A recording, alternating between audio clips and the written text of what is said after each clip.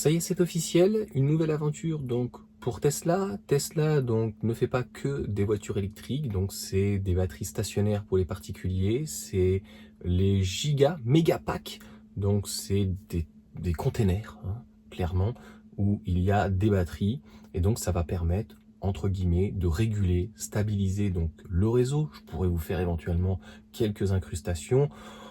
Bon voilà, je suis pas un grand fan, enfin c'est pas de tout ça, c'est que Tesla a bien compris qu'il fallait vendre un écosystème. Donc ils ne font pas de photovoltaïque, sauf sur les toits quand même des maisons aussi. Donc c'est du photovoltaïque, une voiture électrique et des batteries. Et tout ceci finalement donc dans l'ensemble fait un écosystème. Et à côté de ça, il y a donc Optimus, un robot domestique, hein, clairement. Vous me direz comment on peut l'appeler ou quoi que ce soit, pour 10 ou 15 000 $. Je ne sais plus quel est le tarif ou quoi, donc le Optimus 2 devra arriver. Et puis donc des véhicules autonomes, donc robotaxi. Et là où je trouve que c'est plus intéressant, c'est sur la location et la mise en place, la mise à disposition de son véhicule. Donc autant je pense que c'est complètement prématuré le Cybercab, et j'ai peur que ça fasse comme le Cybertruck, mais clairement d'avoir un véhicule et peut-être d'avoir un FSD que tu puisses amortir et qu'on te propose derrière donc des services. Par contre, ça veut dire donc un écosystème qui soit encore donc optimisé, complètement différent, sans compter aussi bien sûr les superchargeurs. Donc c'est officiel au Texas. On le sait que pour le moment c'est que dans un état aux États-Unis. Ça va se répandre en fait à partir du moment où ça va fonctionner et qu'il n'y ait pas d'accident. Donc ça sera opérationnel le 12 juin. On sait qu'il y a des cybercabs qui vont commencer à fonctionner, mais ça sera plus, on va dire, les experts, ça va être les employés, des remontées d'informations, etc. Et la commercialisation, normalement, de mémoire, ça doit se faire l'année prochaine, donc 2026, et une production 2026-2027. En tout cas, voilà, il y a déjà donc des packs, il y a déjà en fait, on a déjà vu donc des châssis, etc. Donc des gros moules qui sont dehors, qui sont exposés, etc. Donc bien sûr, c'est pas pour les laisser dehors, c'est pour donc les utiliser. Donc il va y avoir une petite série hein, qui est assez intéressante. Hein. Ça va pas être une dizaine, a priori, ça va se compter en des petites centaines, peut-être un millier. Et puis à côté de ça, bien sûr, ben, les gens qui sont au Texas, qui ont déjà le FSD, eh bien 7000, je ne sais plus à combien c'est, là on est à 7500 €, je crois qu'on est à 7 ou 8, 10 000 $, eh bien les gens vont pouvoir donc utiliser le véhicule d'une manière autonome. Donc les utilisations, elles sont extrêmement multiples, comme je viens de le dire. Dans un premier temps, elles sont à titre particulier. Donc quand on est dans le véhicule, c'est éventuellement que le véhicule puisse venir nous chercher, donc en sortant d'une place de parking, mais ça peut être on est à la gare, il vient nous chercher, il nous dépose, il rentre à la maison, et puis logiquement, le but c'est un système un petit peu à la Uber, d'avoir un système de paiement. Donc logiquement, je pense que à terme, que ça passe directement par l'application donc Tesla, et la personne va pouvoir utiliser un véhicule, une Tesla, via très certainement la plaque ou autre chose, et pouvoir rentrer dedans. Je ne sais pas s'il pourra conduire, ou en tout cas il sera emmené donc par ce véhicule. Est-ce que ça sera qu'une personne? Est-ce que si voilà c'est un modèle 3, un modèle Y qui pourra embarquer donc 5 personnes, puisque le Cybercab normalement est prévu pour 2 personnes et pas mal de bagages puisqu'il y a un coffre relativement grand. Donc en tout cas ça ouvre énormément de perspectives. Je sais qu'il y avait Tesla Riviera, Jérémy qui était très enthousiaste là-dessus. Je ne sais pas comment la mayonnaise va prendre parce que entre la théorie et la réalité, ça semble intéressant, encore une fois, d'acheter un véhicule et que finalement il s'amortisse tout seul et qu'on n'ait plus forcément besoin donc d'un intermédiaire. Aujourd'hui, il y a plein de sociétés, hein, Urban Code et d'autres, qui louent donc ta voiture, par contre en totalité, et on peut pas donc dans ces cas-là en disposer à des VTC ou autres. Là, je ne sais pas comment ça va se passer pareil au niveau des créneaux. Est-ce qu'il y aura des créneaux de disposition et de mise à disposition et que tu pourras utiliser et la voiture, voilà, elle se barre, etc. Machin, comment ça se passe? Est-ce qu'elle sera en capacité de partir si tu l'as oublié de recharger et que tu es à 40% et là qu'elle sait qu'elle va arriver à 10%? Donc c'est vraiment tout ça qui sera intéressant donc à gérer avant que ça se fasse donc d'une manière nationale ou internationale en Europe ou en France. pense que déjà dans un état comme le Texas, qui est relativement grand, je pense que c'est déjà très très bien. Vous me direz ce que vous en pensez. Et c'était le but d'ailleurs du Cybertruck, hein, d'avoir des petites unités, même si on est très loin de ce qu'ils avaient annoncé, le MOS 250 000 unités, mais je pense qu'ils auraient dû faire au moins 100 à 150 000 unités donc par an, et on va être entre 10 et 20 000 unités. Donc immatriculation sur l'année, ce qui est relativement faible. Donc il faut trouver un juste milieu pour que ça soit un minimum rentable et que la marque, en tout cas en l'occurrence la Tesla, puisse apprécier donc le fonctionnement. Et voilà, en tout cas ça c'est validé, ça sera effectif le 12 juin et on va voir à partir du 12, du 13, donc des personnes avec le RFSD, donc pouvoir logiquement bouquiner, manger, dormir. Et je ne sais pas comment ça va se passer à terme, donc de pouvoir louer. Logiquement, plus c'est Tesla qui va gérer donc tout ça, ça sera pas géré par peut-être Uber. Est-ce qu'il y aura des partenariats? Parce qu'en fait, une fois qu'on interconnecte en fait un véhicule, on peut se poser la question comme avec Amazon, comme avec d'autres plateformes, d'utiliser des interconnexions sur plein de choses. C'est le but en fait d'avoir une interface. Enfin, on peut vraiment faire plein de propositions.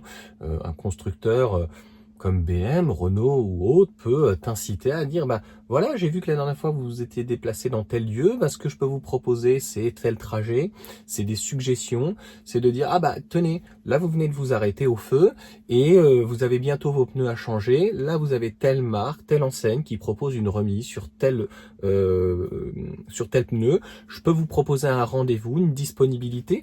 Donc ce genre de choses, je trouve que c'est intéressant à partir du moment où c'est pas intrusif. Donc voilà, beaucoup, je pense, de fonctionnalités qui vont arriver. Et avant que ça arrive de toute façon en France, là on est donc logiquement sur une conduite de niveau 5. On a des difficultés déjà au niveau 3.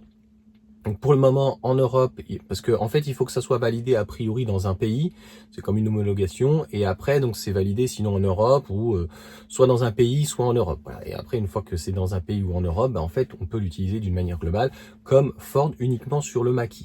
Donc je sais qu'il y a quelques constructeurs qui sont dessus sur la conduite de niveau 3, notamment Tesla qui l'a promis. Normalement ça doit arriver donc en septembre. Voilà, donc on verra bien ce que ça va donner. Là, donc voilà, on dépassera déjà un nouveau cap. Et cette conduite, encore une fois, donc de niveau 5, ça va vraiment beaucoup plus loin que de retirer les mains. Et là, en fait, le volant, qu'il soit capacitif ou pas, ça sera plus forcément utile parce que, en fait, le véhicule sera capable de rouler.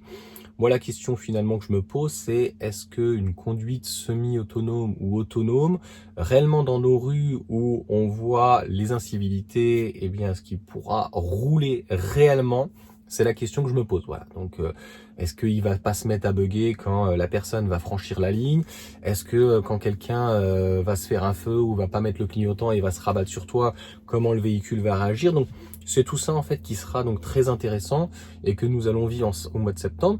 Donc la conduite de niveau 3 est déjà pas mal avancée pour Tesla ou même en Chine. A priori, on n'a pas trop de retours négatifs. Donc n'hésitez pas dans les commentaires si vous avez des vidéos, YouTube ou quoi, à partager. Normalement, elles doivent passer. Si elles ne passent pas, malheureusement, c'est indépendant de ma volonté. Donc voilà, tous les tests qui ont été faits sont plutôt bons. Et en Chine, voilà, les retours qu'on a sur la conduite donc de niveau 3, a priori, mais bon, comme je l'ai déjà dit, la Chine c'est pas l'Europe, donc les Chinois sont beaucoup plus rigoureux, les pays nordiques aussi. Voilà, en France il faudra voir comment ça se passe, le dépannage comment ça se passe, etc.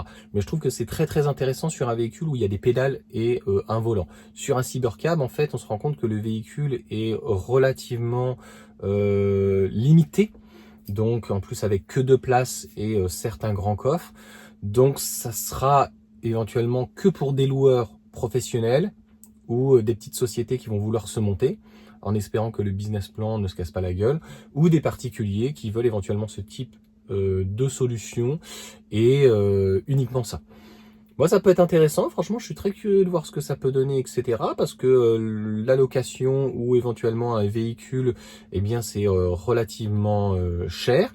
Et en plus, quelqu'un qui voudrait acheter un véhicule comme ça et que Tesla est capable de proposer un business plan derrière et qu'il a amorti en partie, et quelqu'un qui n'aurait pas le permis pour X raisons, ou qui a des problèmes d'handicap et qui ne peut pas, bah je pense que ça peut être encore une fois une alternative. Donc bon, j'ai vu tous les commentaires passer, on m'a dit oui comme d'habitude, ouais mais Johan, ça tue les taxis, etc. Bon, on n'a pas attendu ça. Bizarrement, on n'entend pas les VTC qui tuent un petit peu les taxis.